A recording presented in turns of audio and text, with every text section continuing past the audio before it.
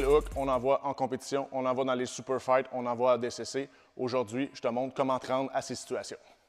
Maintenant que tu as écouté le cours numéro 1 sur l'intro pour les heel hooks, qui essentiellement nous démontrait des entrées et des drills d'échauffement, maintenant que tu t'es familiarisé à comment te rendre à des situations de heel hook, c'est maintenant le temps de passer à la partie 2 où on va voir le mécanisme de bris dans un heel hook. Premier heel hook qu'on voit aujourd'hui, le outside heel hook, donc la clé de talon extérieure. On va partir d'une position qu'on a vue en échauffement du Ashigarami pour débuter. Donc, Simon ici. Je viens me placer en position Ashigarami. Bonne pression, je suis haut.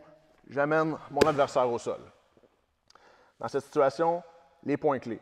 Je dois vraiment avoir le fameux knee line, la ligne de genou ici, au-dessus de son genou.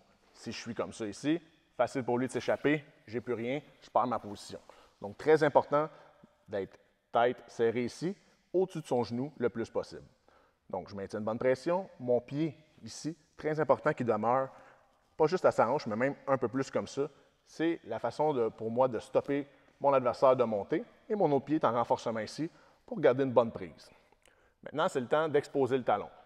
Un terme que vous allez souvent entendre pour les heel hooks, c'est de venir chercher l'exposition du talon pour finir justement un heel hook. Mon adversaire se défend, bien souvent, c'est difficile d'aller le chercher. Si je cherche à aller prendre le talon comme ça, je donne des chances de lousser ma position puis que mon adversaire s'escape. À la place, je maintiens le tout serré ici. Je viens chercher le mollet.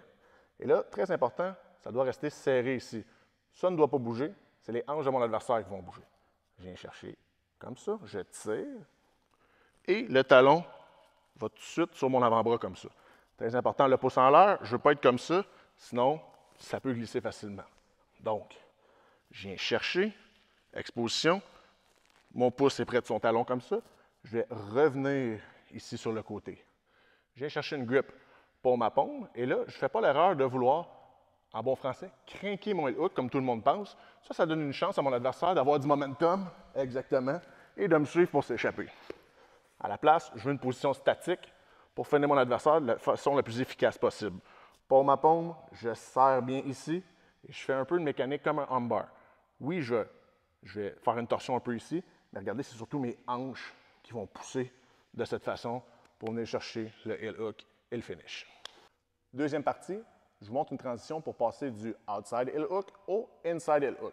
Dans la grande famille hiérarchie des heel hooks, le inside est vraiment dévastateur. Le talon est surexposé. Donc, on va voir une transition pour y arriver. Donc, notre situation initiale, comme tout à l'heure, je viens chercher mon Ashigarami, renversement. Et ce que je veux, c'est transférer la jambe ici, de l'autre côté vers l'intérieur. Je peux le faire d'une façon très simple. J'ai un 2 sur 1 et j'effectue la transition du pied de l'autre côté, comme ça. Et ce qui est drôle, c'est que bien souvent, les débutants, dans un sentiment d'urgence, vont positionner pratiquement leurs jambes eux-mêmes de l'autre côté et nous aident à faire le travail plus facilement. Donc, on vient de tomber. Je suis en position de outside heel hook. Donc, je vais transférer la jambe à l'intérieur. Meilleure façon de le faire, je viens chercher un 2 sur 1. Je garde mon squeeze ici, très important d'être bien serré. Donc, je viens chercher un grip de cette façon, 2 sur 1 au bout du pied. Je m'en vais sur mon dos, mais je ne m'éloigne pas. Je reste collé, serré. Je garde cette position, je garde cette grip, je la tire vers moi.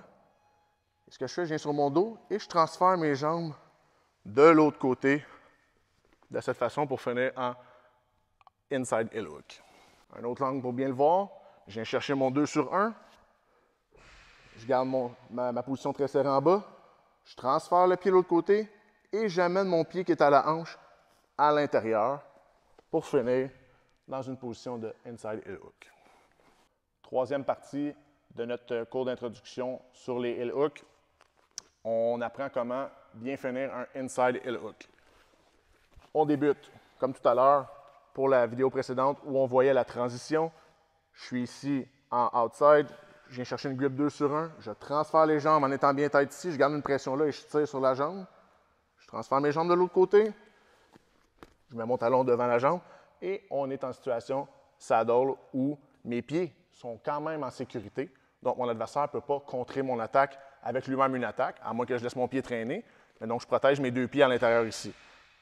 Simon pourrait vous en témoigner, il y a déjà une tension sur le genou dans cette position. Le knee line est tout aussi important que tout à l'heure. Donc, je ne veux pas être ici. Je veux vraiment que ma ligne de genou soit au-dessus de son genou, très important. Soit des fois, on peut même se rajuster en rentrant à l'intérieur. Donc, ce que je veux, c'est venir enrober les orteils de mon adversaire, idéalement en dessous de mon aisselle. Ça, c'est vraiment optimal.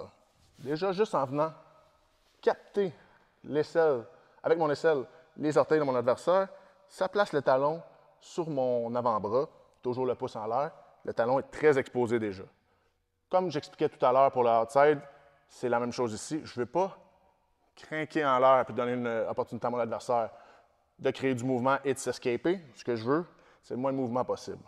Paume à paume, mon talon, le talon de l'adversaire est ici. Paume à paume, pouce en l'air. Je viens tête ici.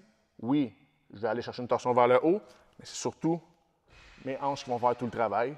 Donc, bien serré ici, légère torsion, et je pousse les hanches vers l'avant. On vient chercher le finish du outside heel hook.